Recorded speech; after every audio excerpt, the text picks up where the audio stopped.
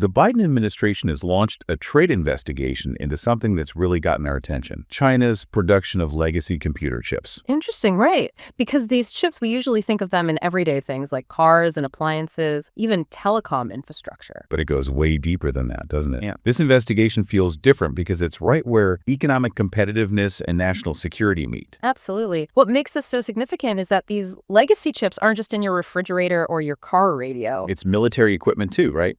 Critical infrastructure we all rely on. Exactly. We're not just talking about who sells more washing machines. This is about potential vulnerabilities. If our defense systems and critical infrastructure rely on a supply chain that gets compromised. And that's where China's actions are raising red flags. They've been aggressively investing in factories specifically designed to mass produce these legacy chips. And they're offering them at incredibly low prices, right? Yeah, often below the cost of production. That's what's setting off alarm bells. It points to something called predatory pricing. Now, for folks who aren't economists, can you break down what predatory pricing is and why it's causing such concern? In the simplest terms, it's when a company intentionally sells a product at a loss just to gain market share and force their competitors out of business. So they take a hit up front, but once they control the market. Then they can jack up prices. The worry here is that China could flood the market with these cheap legacy chips, cripple the U.S. chip industry, and end up controlling the global supply chain. It's a chilling thought. And then the question becomes, how does the U.S. even compete if China is willing to sell these chips below cost? And that's where the Cheap PS Act comes into play. The U.S. government's putting billions of dollars into boosting our own domestic chip production. So the goal is to bring the American semiconductor industry back to life. Less reliance on foreign suppliers, especially for these critical legacy chips. Exactly. But the question remains, can the CGPS Act really succeed if China's constantly undercutting prices? That's the billion-dollar question.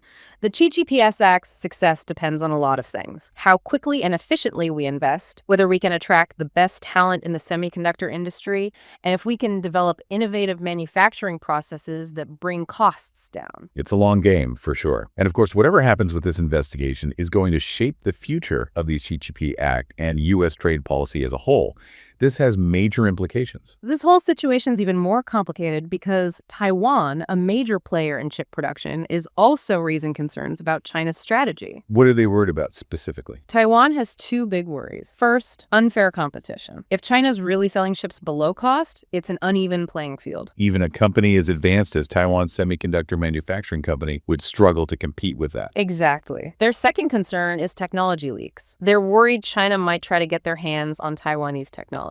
Through legitimate channels like joint ventures or something more covert like industrial espionage. Both are a possibility. That potential for technology transfer is a serious issue. It could let China jump ahead in chip manufacturing, cementing their dominance even further. Right. And that leads us to another key piece of this puzzle. Section 301 of the Trade Act. Can you remind us what that is and how it ties into this investigation? Section 301 is a powerful tool the U.S. can use in trade disputes. It gives the president the authority to impose tariffs or other trade restrictions if a trading partner isn't playing fair. So in this case, the Biden administration is using Section 301 to investigate whether China's support of its legacy chip industry is breaking international trade rules. That's it. So if the investigation concludes that China is engaging in unfair practices, the U.S. could hit those Chinese-made chips with tariffs. Correct. And that's where the incoming Trump administration comes into the picture. They're inheriting this investigation and will ultimately decide how the U.S. responds. Given the Trump administration's stance on trade, especially with China,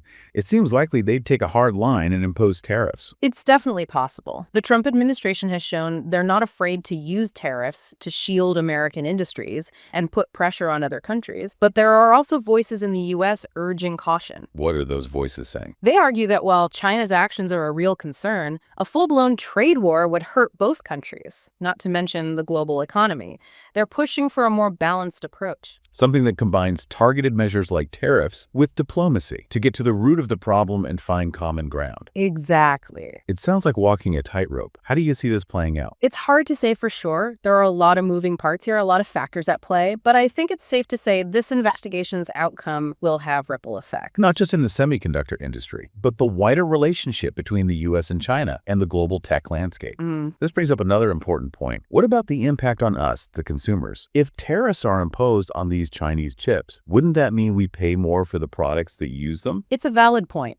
Tariffs are essentially taxes, and those taxes often get passed down to us, the consumers, through higher prices. So, yes, if there are tariffs on Chinese legacy chips, it's likely we'd see prices go up on things like cars, appliances, anything that relies on those chips. That puts policymakers in a tough spot. They want to protect American jobs and industries, but they also have to think about the potential impact on consumers who might end up paying more for everyday goods. That's the dilemma. It's a classic example of the balancing act governments face with trade policy. There's no easy solution. Every decision has its pros and cons. In this case, the incoming Trump administration has to weigh the benefits of safeguarding the U.S. chip industry against the potential downsides for consumers and the risk of making things worse with China. Exactly. It's a complicated situation without clear-cut answers. But one thing's for sure, the stakes are high. Absolutely. The semiconductor industry is vital. It's the foundation for everything from our smartphones and laptops to cars, airplanes, you name it. And it's become increasingly intertwined with national security, hasn't it? As our world relies more and more on technology, the ability to design and manufacture these advanced chips is becoming strategically crucial. So this investigation into legacy chips is really just a small part of a much bigger technological rivalry between the U.S. and China. Just sharp observation. This battle over legacy chips is just one front in a much larger struggle for technological dominance between these two superpowers. And that struggle has implications far beyond economics. Absolutely. It's about global influence, military power, and ultimately what the world order will look like in the future. It feels like this situation has really put a spotlight on something most people don't even think about.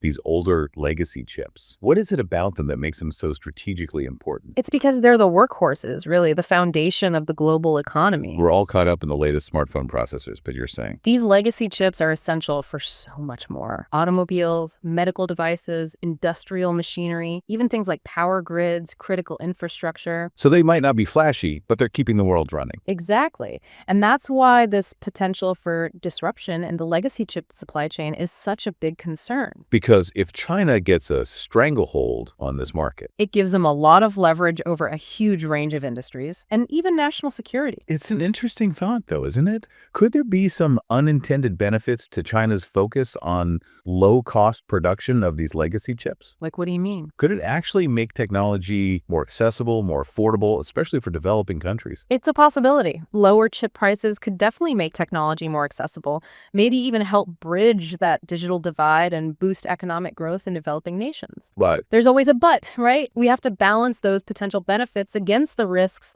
of becoming too reliant on a single supplier. especially one with geopolitical ambitions like China. Precisely. So we're in a real dilemma here. We want innovation, we want competition in this industry, but we also need a stable, secure supply of these essential components. That's the heart of the tension between the US and China right now. Policymakers are trying to figure out that balance, protecting national interests while still having a globalized economy. What are the key things to watch for, the factors that will really shape how this all plays out? A few things come to mind. First, what will the incoming Trump administration's trade policy look like? Will they go the aggressive route with tariffs or try to negotiate a solution? And what about the other big players in the industry? Exactly. Taiwan, South Korea, how they respond will be crucial. Will they side with the US or try to go their own way? And then there's the pace of technological innovation itself. Because if we see new technologies that make us less reliant on these legacy chips, It could change the whole game, lower the stakes of this current dispute. so much uncertainty. But it does feel like a turning point for the semiconductor industry. The choices made by governments and businesses in the next few years will have a huge impact. Not just on the global economy and national security, but on technological innovation as a whole. This has been such a fascinating look at a topic most of us probably never think about. It really highlights how even the most ordinary parts of our tech world can become these flashpoints in global power struggles. It's a reminder that technology is never just about technology. It's about politics, economics, and the future we're building. Absolutely.